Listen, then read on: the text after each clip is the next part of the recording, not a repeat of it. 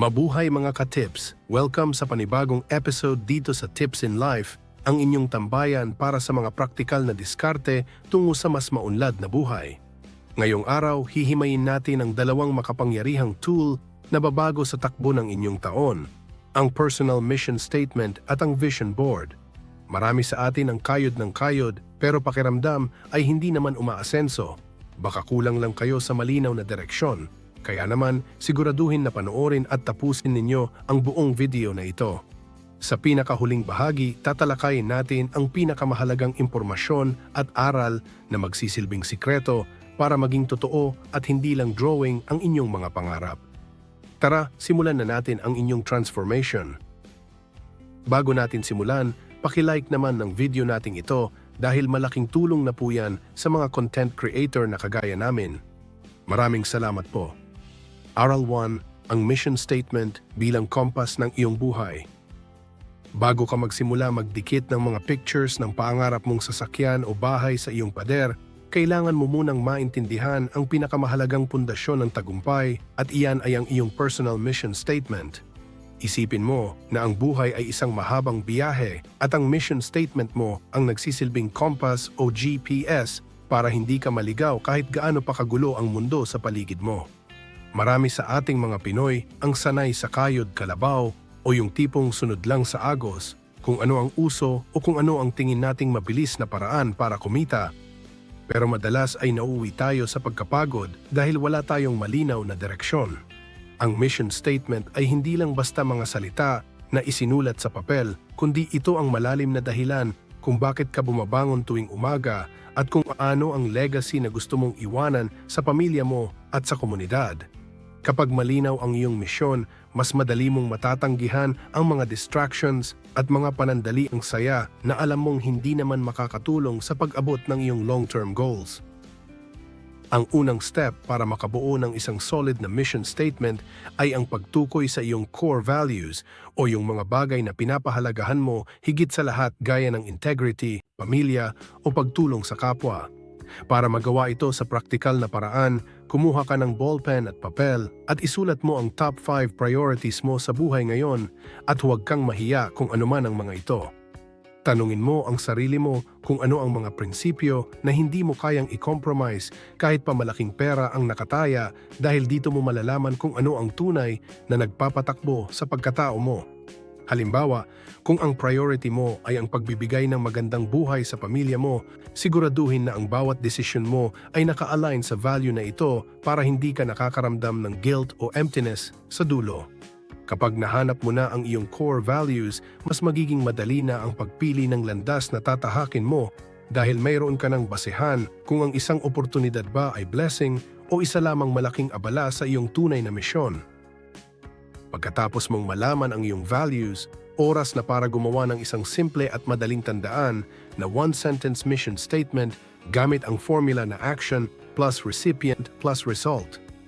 Isang halimbawa nito ay ang pagsasabing ang misyon ko ay magbigay ng dekalidad na serbisyo sa aking mga clients para makapag-ipon ng sapat na pondo para sa pag-aaral ng aking mga anak at makatulong sa aming barangay. Napakalinaw ng ganitong statement dahil alam mo kung ano ang ginagawa mo, para kanino mo ito ginagawa at ano ang inaasahan mong resulta sa huli. Huwag mong gawing masyadong komplikado ang iyong statement at iwasan ang mga malalalim na salita na hindi mo naman talaga nararamdaman sa puso mo dahil ang mahalaga ay naiintindihan mo ito at kaya mong itanim sa isip mo araw-araw. Ang kagandahan ng pagkakaroon ng specific na statement ay nagbibigay ito sa iyo ng instant motivation lalo na sa mga araw na parang gusto mo nang sumuko o kapag pakiramdam mo ay walang nangyayari sa paghihirap mo. Isang malaking hamon sa ating mga Pinoy ay ang ingay ng paligid o yung mga expectations ng ating mga kamag-anak, kaibigan, at lalo na ang mga nakikita natin sa social media na minsan ay nagpapalabo sa ating sariling misyon. Kailangan mong matutunan ang sining ng pag-filter sa mga opinyon ng ibang tao para masiguro na ang mission statement mo ay galing talaga sa sarili mong pangarap at hindi dahil sa pressure ng society. Maraming tao ang nagiging miserable dahil sinusunod nila ang misyon ng iba, gaya ng pagkuha ng kurso na gusto ng magulang o pagbili ng gamit para lang makasabay sa trend kahit hindi naman ito kailangan.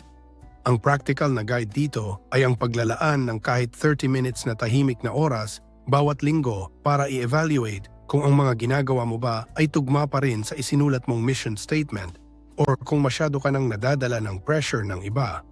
Tandaan na ang mission mo ay unique sa iyo at wala kang kailangang patunayan sa kahit kanino kundi sa sarili mo lang at sa Panginoon na nagbigay ng iyong mga talento at kakayahan. Sa huling bahagi ng pagbuo ng iyong pundasyon, dapat mong malaman ang malaking pagkakaiba ng mission statement sa iyong mga goals para hindi ka malito sa iyong strategy. Ang mission statement ay ang iyong permanenteng direksyon o ang iyong compass, habang ang mga goals naman ay ang mga istasyon o milestones na kailangan mong lampasan para masabing matagumpay ka sa iyong biyahe. Halimbawa, ang mission mo ay maging isang tapat na provider para sa iyong pamilya. At ang isa sa mga goals mo para maabot ito ay ang makapag-save ng 100,000 pesos sa loob ng isang taon o kaya ay makapagtayo ng sariling maliit na negosyo. Ang goals ay pwedeng magbago depende sa situation, pero ang mission statement mo ay mananatiling matatag kahit anong bagyo ang dumaan sa buhay mo. Sa pamamagitan ng pagkakaroon ng malinaw na pagkakaiba sa dalawang ito, magkakaroon ka ng tamang mindset na ang bawat pagkakamali sa iyong goals ay hindi nangangahulugan na failed ka na, kundi kailangan mo lang i-adjust ang iyong plano habang nananatiling nakatutok sa iyong main mission. Aral 2. Visualizing the dream o ang paggawa ng iyong vision board. Ngayong malinaw na sa iyo ang iyong personal mission statement, ang susunod na mahalagang step ay ang paggawa ng iyong sariling vision board para magkaroon ng buhay ang iyong mga pangarap. Ang vision board ay hindi lang basta isang koleksyon ng mga magagandang pictures na idinikit sa isang karton o ginawang wallpaper sa cellphone, kundi ito ay isang makapangyarihang tool sa psychology na tinatawag nating visualization. Kapag nakikita ng iyong mga mata araw-araw ang mga goals na gusto mong marating, mas madaling na itatanim sa iyong subconscious mind ang mga ito at nagiging mas alerto ang iyong utak sa mga oportunidad na dumarating sa iyong paligid. Para sa ating mga ka-tips, ang pagkakaroon ng visual representation ng ating mga pangarap ay nakakatulong para hindi tayo mawalan ng gana sa gitna ng pagod sa trabaho o sa mga daily na hamon sa buhay sa Pilipinas. Ang bawat imahe na ilalagay mo rito ay dapat na nagbibigay sa iyo ng matinding emosyon at excitement dahil ang emosyon ang nagsisilbing gasolina para magpatuloy ka sa pagkilos tungo sa iyong tagumpay.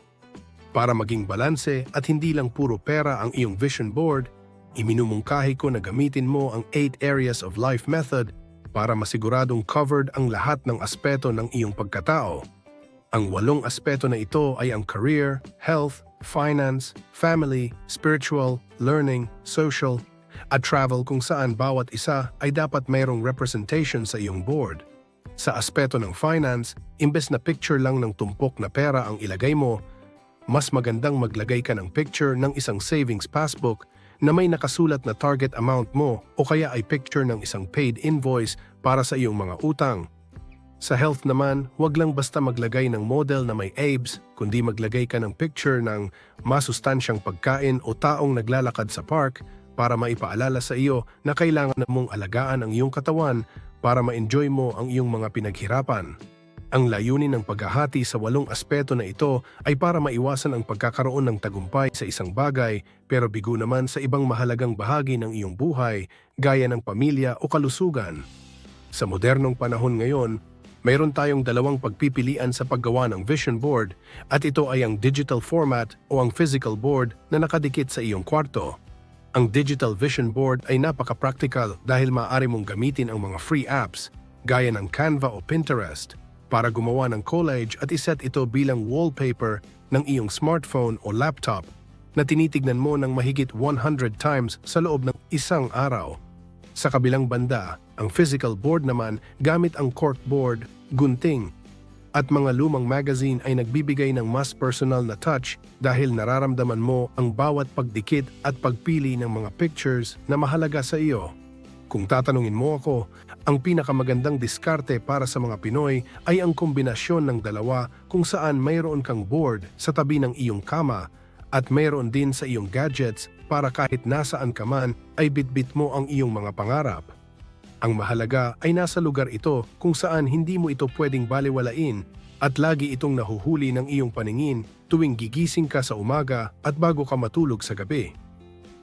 Isang teknik na dapat mong tandaan sa pagpili ng mga pictures ay ang paggamit ng action-oriented images kaysa sa mga passive o nakatigil lang na mga bagay.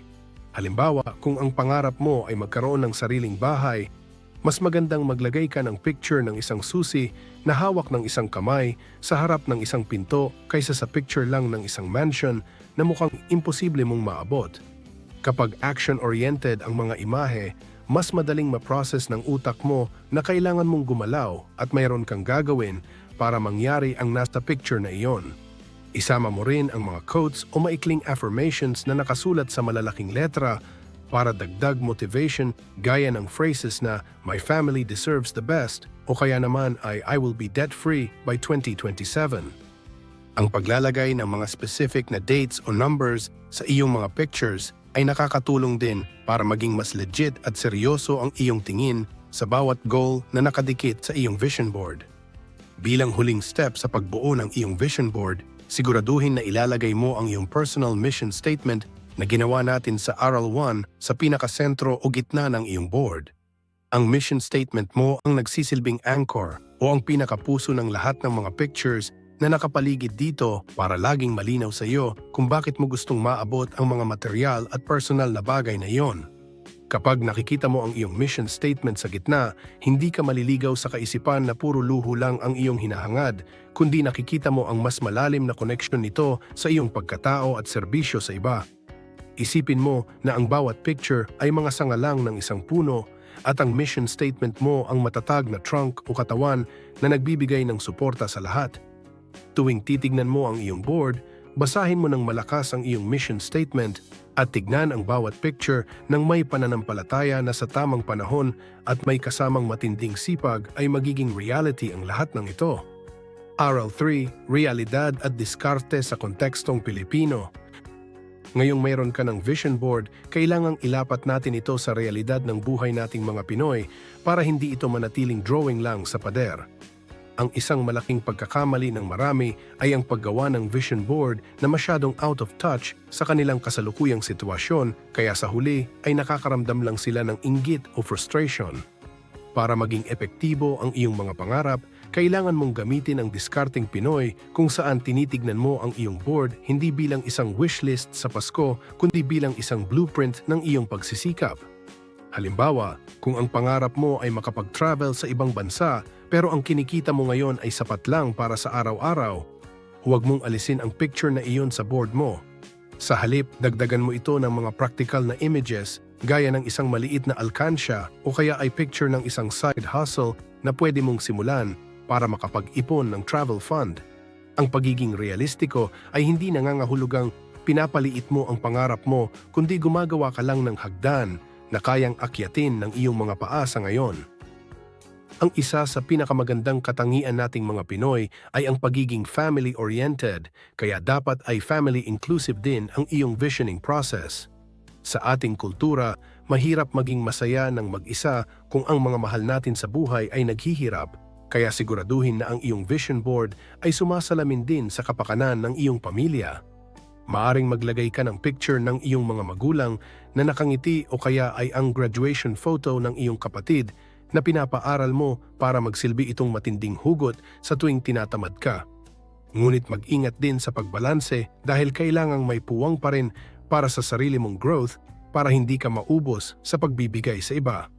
Ang discarding ito ay siguradong magbibigay sa iyo ng emotional fuel dahil alam mo na ang bawat pagpupuyat mo sa trabaho o negosyo ay may direktang epekto sa buhay ng mga taong pinakamahalaga sa iyo.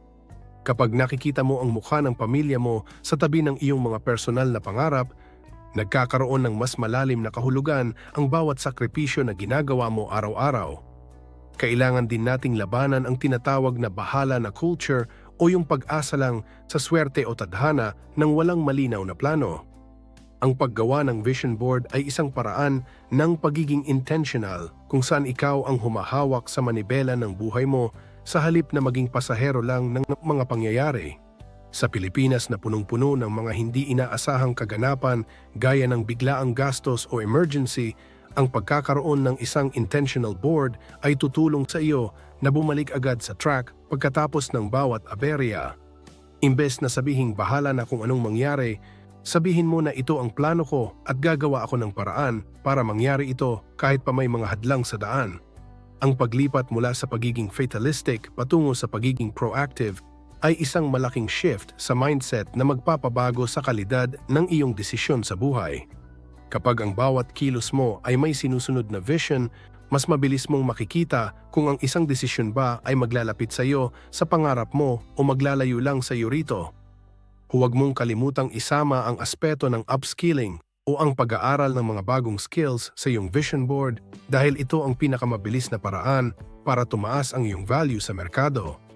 Sa modernong mundo natin ngayon, ang kaalaman ay katumbas ng kita, kaya kung ang goal mo ay madagdagan ang iyong sahod o lumago ang iyong business, kailangan mong maging student of life.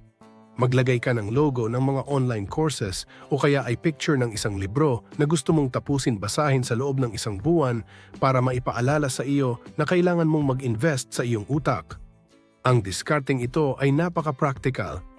Para sa mga ka-tips nating nagtatrabaho o may mga small businesses dahil ang bawat bagong skill na matutunan mo ay isang tool na magagamit mo para makuha ang mga material na bagay na nasa board mo. Hindi sapat na hilingin mo lang ang tagumpay, kailangan mo ring ihanda ang sarili mo para maging karapat-dapat sa tagumpay na iyon sa pamamagitan ng patuloy na pag-unlad at pag-aaral. Bilang huling payo sa aral na ito, kumuha ka ng inspirasyon sa mga totoong kwento ng tagumpay ng ating mga kababayan na nagsimula rin sa wala pero nagkaroon ng malinaw na vision.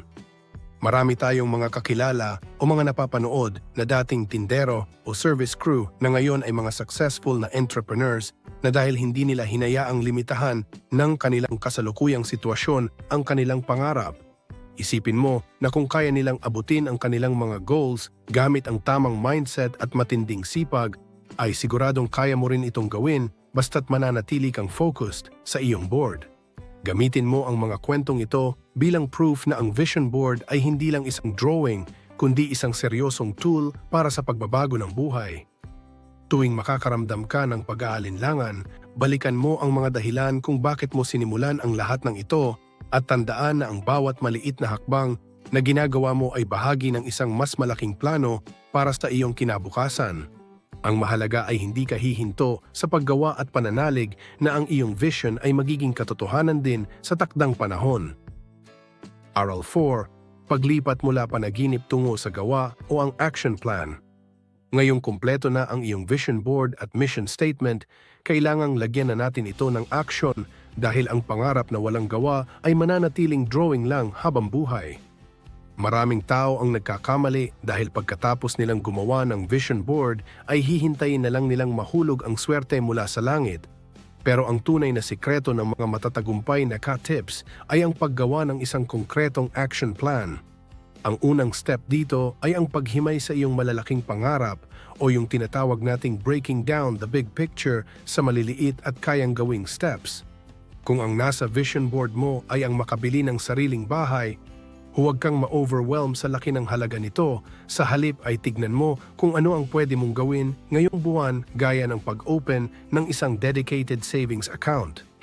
Kapag hinati mo ang isang dambuhalang goal sa maliliit na piraso, hindi na ito mukhang nakakatakot at mas madali na para sa iyong utak na simulan ang unang hakbang ng walang pag-aalinlangan. Para maging consistent ka sa bawat galaw mo, kailangan mong i-adopt ang tinatawag nating Daily 3 system, kung saan bawat umaga ay pipili ka ng 3 specific na gawain na direktang sumusuporta sa iyong mission statement. Hindi kailangang malalaking bagay agad ang mga ito, basta ang mahalaga ay may nagagawa ka araw-araw na maglalapit sa iyo sa iyong mga goals na nasa board. Halimbawa, ang Daily 3 mo ay pwedeng pag-aaral ng isang lesson tungkol sa investment sa loob ng 30 minutes, pagtitipid ng 50 pesos mula sa iyong baon para sa iyong emergency fund, at ang pagpapadala ng isang proposal para sa iyong side business. Ang disiplinang ito ay magsisilbing gabay mo para hindi masayang ang oras mo sa mga bagay na wala namang kinalaman sa iyong kinabukasan. Kapag nagawa mo ang Daily 3 mo ng tuloy-tuloy sa loob ng isang buwan, mapapansin mo na lang na malayo na ang narating mo kumpara noong puro plano ka lang at walang ginagawa. Kailangan mo ring maging istrikto sa pag-audit ng iyong oras dahil ang oras ang pinakamahalagang puhunan nating mga Pinoy para mabago ang ating buhay. Maraming distractions sa paligid natin ngayon gaya ng walang katapusang pag-scroll sa social media o ang pakikipagtsismisan na madalas ay nauubos ang 3 hanggang 5 hours ng ating araw nang wala tayong napapala. Tignan mo ang iyong daily routine at hanapin mo yung mga gawaing magnanakaw ng oras na pwedeng palitan ng mas produktibong aktibidad na naka-align sa iyong vision. Imbes na manood ng mga negativity sa internet, bakit hindi mo gamitin ang oras na iyon para mag-research tungkol sa mga skills na nasa learning section ng iyong vision board? Ang pagiging kuripot sa oras ay hindi masama, lalo na kung alam mong mayroon kang malaking misyon na kailangang tuparin para sa iyong sarili at para sa iyong pamilya. Ang pinakamahalagang investment na dapat mong unahin ay ang investment sa iyong sariling kakayahan o ang tinatawag nating upskilling para lumaki ang iyong kapasidad na kumita. Sa iyong action plan, siguraduhin na mayroon kang oras at budget na inilalaan para sa iyong pag-unlad dahil ikaw ang makina na magpapatakbo sa lahat ng pangarap na nasa board mo. Kung ang pangarap mo ay magkaroon ng promotion o lumago ang negosyo, kailangan mong maging mas magaling kaysa sa version mo noong nakaraang taon. Maaari kang mag-enroll sa mga free o affordable na online workshops o kaya ay makinig sa mga educational podcasts habang ikaw ay bumabiyahe o gumagawa ng mga gawaing bahay. Kapag patuloy ang iyong pag-aaral, mas lumalawak ang iyong pananaw at mas nagiging malikhain ka sa paghahanap ng mga paraan kung paano mapapabilis ang pag-abot sa iyong mga mithin sa buhay. Bilang huling bahagi ng iyong action plan, kailangan mong gumawa ng isang simpleng habit tracker para masiguradong hindi ka bumabalik sa mga lumang gawi na hindi nakakatulong sa iyo. Ang habit tracker ay isang tool kung saan minamarkahan mo ang bawat araw na nagagawa mo ang iyong mga target na kilos gaya ng pag-iipon, pagbabasa o pag-e-exercise. Nakakatuwa sa pakiramdam kapag nakikita mong dumarami ang mga check marks sa iyong tracker dahil ito ay nagsisilbing visual proof na nagbabago ka na at nagiging seryoso sa iyong mga pangarap. Huwag kang panghinaan ng loob kung magkaroon man ng mga araw na hindi mo magawa ang lahat, basta ang mahalaga ay bumalik ka agad sa iyong routine kinabukasan. Ang consistency o ang pananatiling tapat sa iyong mga maliliit na gawain ang tunay na magdadala sa iyo sa tagumpay na nakikita mo sa iyong vision board, kaya huwag kang susuko hanggat hindi mo ito nakakamit. Aral 5. Persistence at pagsusuri o ang pagpanatili ng apoy. Ngayong nasa proseso ka na ng pag-aksyon, ang huling aral na dapat mong itanim sa iyong isip ay ang kahalagahan ng persistence o ang pananatili sa laban kahit mahirap na ang sitwasyon. Maraming nagsisimula ng may matinding fire sa umpisa, pero paglipas ng 2 months ay nawawala na ang gana dahil hindi agad nakikita ang resulta. Kaya naman kailangan mo ng isang system ng pagsusuri para manatiling buhay ang iyong motibasyon. Isang praktikal na paraan dito ay ang tinatawag nating Sunday Review, kung saan naglalaan ka ng 15 minutes bawat linggo para tignan ang iyong vision board at i-evaluate ang iyong progreso. Itanong mo sa sarili mo kung ano ang mga nagawa mo sa nakalipas na 7 days na tugma sa iyong mission statement at ano naman ang mga bagay na kailangan mong ayusin o baguhin. Ang regular na pag-review na ito ay parang pag-tune up ng sasakyan para masiguradong nasa kondisyon ka pa ring takbuhin ang mahabang biyahe tungo sa iyong mga pangarap. Dapat mo ring maintindihan na ang iyong vision board ay hindi isang static o permanenteng bagay na hindi na pwedeng galawin kailanman dahil ang buhay ay patuloy na nagbabago. Huwag kang matakot na mag-revise o magpalit ng mga pictures sa iyong board kung naramdaman mong hindi na ito tumutugma sa bago mong priorities o kung mayroon ka ng nakuhang mas malinaw na direksyon. Ang pagpapalit ng litrato o goal ay hindi tanda ng kabiguan, kundi ito ay tanda ng maturity at pag-adjust sa realidad ng iyong kasalukuyang buhay at kapasidad. Minsan ay may mga pangarap tayo noong nakaraang taon na hindi na pala natin gusto ngayon, at ayos lang na palitan iyon ng isang bagay na mas magbibigay sa iyo ng saya at fulfillment. Ang mahalaga ay manatiling totoo ang iyong board sa kung ano ang tinitibok ng puso mo ngayon para hindi ka mawalan ng gana na pagtrabahuhan ang bawat aspeto na nakadikit dito. Sa bawat biyahe ay hindi maiiwasan ang mga setbacks o yung mga panahong parang lahat ng plano mo ay pumapalpak o nagkakaroon ng matinding problema sa pera o pamilya. Sa mga ganitong madidilim na oras, ang pinakamabuting sandata mo ay ang pagbasa ng paulit-ulit sa iyong personal mission statement na ginawa natin sa simula pa lang. Ang mission statement mo ang magpapaalala sa iyo kung bakit ka nagsimula at kung bakit hindi ka pwedeng sumuko basta-basta dahil may mga taong umaasa sa iyo at may misyon ka pang dapat tapusin. Isipin mo na ang mga pagsubok ay bahagi lamang ng training ground para mas maging matatag ka kapag nakuha mo na ang mga malalaking tagumpay na nasa vision board mo. Kapag malakas ang kapit mo sa iyong bakit, mas kakayanin mong lagpasan ang anumang paano o anumang hirap na ibato sa iyo ng tadhana. Huwag mong kalimutan ang sining ng pag-celebrate sa iyong mga small wins o yung mga maliliit na tagumpay na nakakamit mo linggo-linggo habang papunta sa iyong malaking goal. Kung ang goal mo ay makatipid ng 50,000 pesos at nakapagtabi ka na ng first 5,000, bigyan mo ang sarili mo ng maliit na reward o simpleng pasasalamat dahil isa itong malaking hakbang mula sa zero. Ang pag-celebrate sa maliliit na bagay ay nagbibigay ng positive reinforcement sa iyong utak na epektibo ang ginagawa mong system at mas gaganahan kang ituloy ang laban. Maaari kang maglagay ng maliliit na checkmarks or stickers sa iyong vision board sa tuwing mayroon kang naaabot na milestone para makita mo ang visual progress ng iyong pagsisikap. Ang bawat checkmark ay simbolo ng iyong disiplina at patunay na unti-unti nang nagiging reality ang mga pangarap na dati ay iniisip mo lang. Bilang panghuli, napakalaking tulong kung makakahanap ka ng isang accountability partner o isang katips na mapagkakatiwalaan mo sa iyong mga pangarap at plano sa buhay. Ito ay isang tao na handang makinig sa iyong mga vision, magpapaalala sa iyo kapag lumilihis ka na sa landas, at magbibigay sa iyo ng encouragement kapag ikaw ay pagod na. Maaaring ito ay iyong asawa, matalik na kaibigan, o isang mentor na may parehong mindset na laging positibo at puno ng pangarap para sa kinabukasan. Ang pagkakaroon ng kasama sa biyahe ay nagpapagaan sa bigat ng responsibilidad at nagbibigay ng ekstra na lakas dahil alam mong hindi ka nag-iisa sa iyong pakikipagsapalaran.